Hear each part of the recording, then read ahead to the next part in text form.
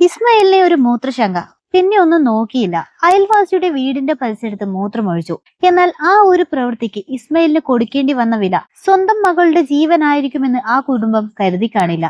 തെലങ്കാനയിലെ ആന്തരം ഗ്രാമത്തിലെ 15 വയസ്സുള്ള ആലിയ ബീഗത്തിനാണ് ജീവൻ നഷ്ടമായിരിക്കുന്നത്. തന്റെ പിതാവ് അയൽവാസിയുടെ വീടിന്റെ പരിസരത്ത് മൂത്രമൊഴിച്ചതിനെ ചൊല്ലി അയൽവാസികളായ കുനിയാള വിജയ റെഡ്ഡിയും കൊല്ലൂരി വീര റെഡ്ഡിയുമായി വഴക്കു നടക്കുന്നതിനിടയിലേക്കായിരുന്നു ഇസ്മയിലിന്റെ മകൾ ആലിയ ബീഗം പ്രതീക്ഷിക്കാതെ കടന്നു വന്നത്. വാക്കുതർക്കം കയ്യേറ്റത്തിലേക്ക് കടന്നപ്പോൾ ഇടയിൽ കയറി വന്ന ആലിയ ബീഗത്തെ പ്രതികൾ അടിക്കുകയും വലിയ കല്ലുകൊണ്ട് തലയ്ക്കടിക്കുകയും ചെയ്തു. ഗുരുതരമായി പരിക്കേറ്റ ആലിയ ബീഗത്തെ ഉടൻ ആശുപത്രിയിലേക്ക് മാറ്റിയെങ്കിലും 5 ദിവസത്തെ ആശുപത്രിവാസത്തിനു ശേഷം കുട്ടിയുടെ മരണം സ്ഥിരീകരിക്കുകയായിരുന്നു.